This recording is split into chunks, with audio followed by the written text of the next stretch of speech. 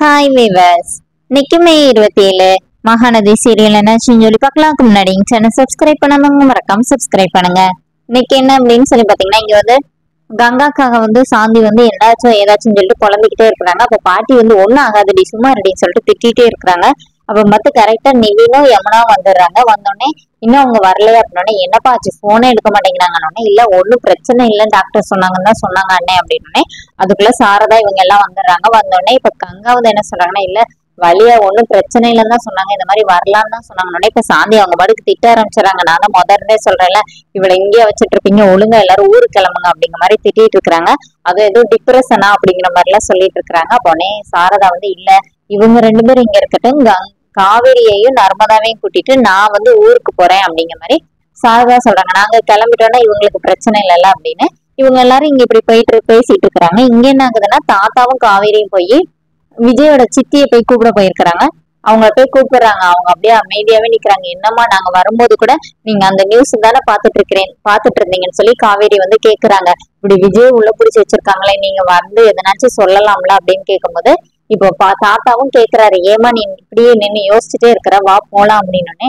இல்லப்பா அப்படின்னு இப்ப காவேரி கேக்குறாங்க, ஏன் இப்படி பண்ணிட்டு இருக்கிறீங்க அப்படின்னு கேட்கும்போது, இல்ல இந்த மாதிரி அவர் ஏற்கனவே இதெல்லாம் என்கிட்ட சொல்லிட்டு தான் போனாரு. விஜய்க்கு எதிராக இந்த மாதிரி இவங்கன்னா சேர்ந்து இப்படி பிரச்சனை பண்றாங்கன்னு எனக்கு முன்னாடியே தெரியும். அவர் போகும்போது சொல்லிட்டு தான் போனாரு, உன்னை ஸ்டேஷன் கூப்பிட்டு நீ வரக்கூடாது, அங்க வந்து எதுவும் பேசக்கூடாதுன்னு சொல்லிட்டு தான் போயிருக்கிறாரு. அதுவும் இல்லாம அஜய் இப்பதான் வந்து இந்த உங்க அக்கா பையனுக்காக நீ பெத்த பிள்ளைய வந்து இந்த மாதிரி இழந்துராதன்னு சொல்லிட்டு வர போயிருக்கான். அவன் எதனாச்சும் பண்ணிக்குவானோன்னு எனக்கு பயமா இருக்குது.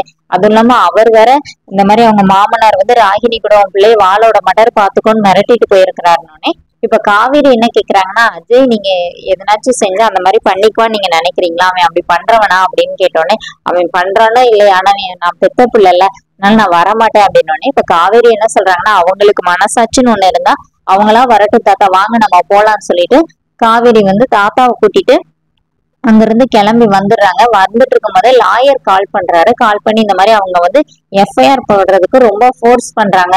வெண்ணிலாவோட மாமா இப்ப கூட உள்ள போய் பேசிட்டு வந்திருக்கிறாருன்னு இப்போ ஒண்ணு காவேரி வந்து தாத்தாட்ட சொல்றாங்க, இந்த மாதிரி எல்லாமே இந்த பசுபதி தான் பண்றானோடனே தாத்தா சொல்றாரு, எல்லாமே நம்ம கண்ணு முன்னாடியே தெரியுது, என்னமா பண்ண சொல்ற, ஆனா அவங்க ஆதாரம் கேக்குறாங்கல்ல, என்ன பண்ணலான்னு பாப்போம், போய் அவர்கிட்ட பேசுவோம் அப்படின்னு சொல்லி தாத்தா மட்டும் காவேரி அங்க நிக்க சொல்லிட்டு இப்போ இங்க வந்தோடனே வெண்ணிலாவோட மாமா கிட்ட வந்து பேசுறாரு. இந்த மாதிரி நீங்க வந்து யார் சொல்லி இந்த மாதிரி ஆடிட்டு இருக்கிறீங்கன்னு நல்லாவே தெரியுது அப்படின்னு. அவங்க மாமா என்ன சொல்றாருன்னா, இனிமே உங்க பையனை நாங்க வந்து மாப்பிள்ளையால ஏத்துக்க முடியாது, எங்களுக்கு வந்து எங்க அக்கா மாமா இறந்ததுல நியாயம் வேணும் அப்படின்னு. நீங்க வந்து என்ன செட்டில்மெண்ட் எதிர்பார்த்தாலும் போதும், நாங்க வந்து கொடுத்துறோம்.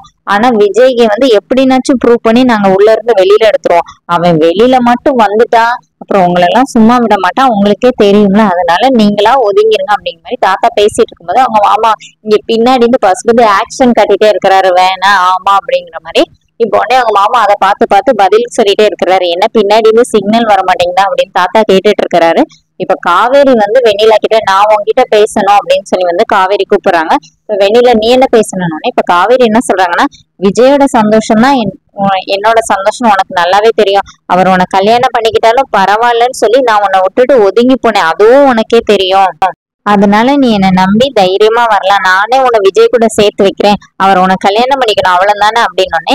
இப்ப அவங்க மாமா மறுபடியும் வந்து சொல்றாரு, அவரை மாப்பிள்ளையாக்குற ஐடியாலாம் எங்களுக்கு இல்லமானோடனே இந்த மாதிரி ஓவர் ஆக்டிங் பண்ணாதீங்கன்னு சொல்லிட்டு காவேரி வந்து வெண்ணிலாவை கூப்பிட்டுட்டு இருக்கிறாங்க. அதோட என்னோட எபிசோட் எண்ட் பண்ணிட்டாங்க. நாளைக்குதான் செமசின். காவேரி வெண்ணிலாவை தனியா கூட்டிட்டு போய் பேசிட்டு இருக்கிறாங்க. அப்ப வெண்ணிலா என்ன சொல்றாங்கன்னா, இந்த மாதிரி எனக்கு தெரியாதா, விஜய் வந்து இந்த மாதிரி கொலைலாம் பண்ணிருக்க மாட்டாரு, அவருக்கு என்ன எவ்வளவு பிடிக்கும்னு எனக்கே தெரியும் அப்படிங்கிற மாதிரி வெண்ணிலாவே அவங்க வாயால ஸ்டேட்மெண்ட் கொடுத்துறாங்க. இது எல்லாத்தையுமே அங்க ஓரமா நின்று ஐயப்பன் வந்து வீடியோ எடுக்கிறாரு. இப்ப காவேரி அவரை பார்த்தோன்னே அவர் வந்து ஓகே அப்படிங்கிற மாதிரி கை காட்டுறாரு. காவேரியும் தலையாட்டிட்டு அமைதியா நிக்கிறாங்க. அதோடய அந்த ப்ரோமோ எண்ட் பண்ணிருக்காங்க. தேங்க்யூ.